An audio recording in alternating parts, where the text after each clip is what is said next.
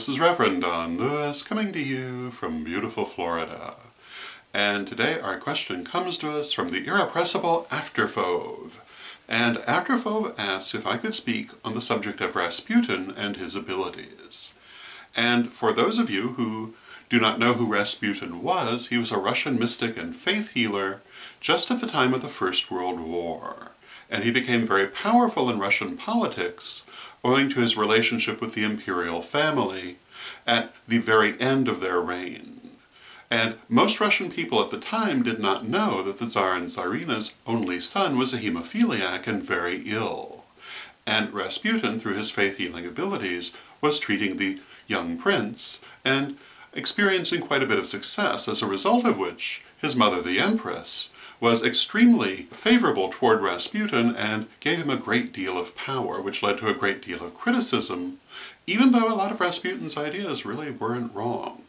And there are a lot of misunderstandings about Rasputin which are quite intentional. There was a great deal of class prejudice in terms of how people received him and how they spoke about him after his death. There was also a lot of anti-Tsarist prejudice, which translated into prejudice against Rasputin, often over issues that really were not true. And some of this has only recently become public knowledge because formerly secret files became available in the last 20 years since the fall of the Soviet Union. One of the things that was widely thought about Rasputin in the West was that he was very dissolute and led a very hypocritical life, which does not appear to actually have been true. And the files of the Russian secret police who were following Rasputin do not show him leading the life that his detractors say that he led.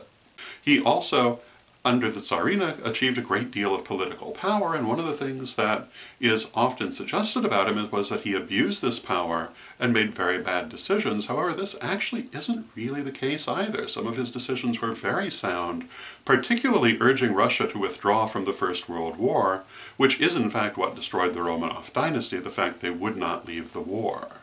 And the people simply had had all they could take because they were losing very, very badly. And the fact that the Tsar would not leave the war is largely what triggered the revolution, whereas if he had actually listened to Rasputin and withdrawn from the war, things might have gone very differently.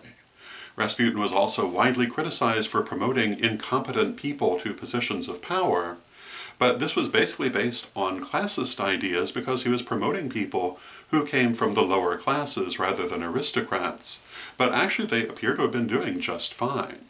So a lot of his reputation has been blackened through classist and other prejudices that he attracted to himself during life. Now, as for his ability as a faith healer, I certainly personally think that he had it. There's a famous train wreck that involved the Princess Anna Verupova, who was a lady-in-waiting to the Tsarina, in which he healed her legs which had been crushed, and she certainly believed she had been healed, and since she was there I think she would know.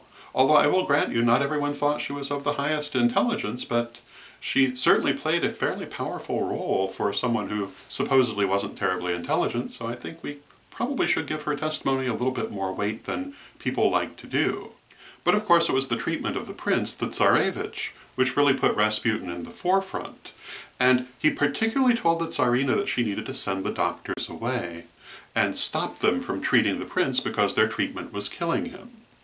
And interestingly enough, the prince was a hemophiliac, which means he bled very easily, and they were treating him with aspirin, which was the wonder drug of the day, which also thins the blood and makes bleeding worse. So they actually were doing exactly the worst thing they could be doing, and probably were making everything worse. So his advice to the Empress apparently was pretty sound, and in fact, when the doctors were sent away, the prince did recover from that particular episode. He also apparently could cause the prince to cease to be in pain through something resembling hypnosis. So personally, I think that he did certainly have the ability to heal spiritually, which we see in many people. Now, the last legend about Rasputin that I will speak to is the legend of his death.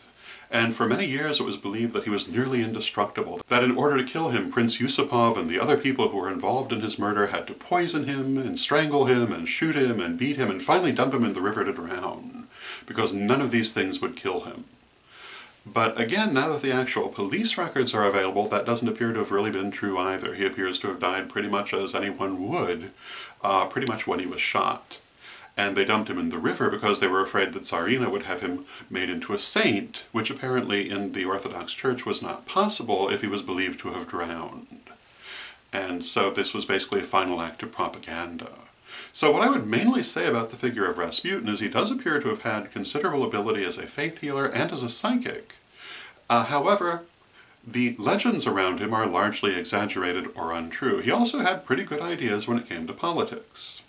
And I think that in general people should reassess the image that he has had for the last 100 years and see him as probably a more positive figure than they previously have done. So I hope that answers your question and gives you something to think about, and until next time, may you blessed be. Today's vlog is brought to us by the term Bellarmine jars. Bellarmine jars.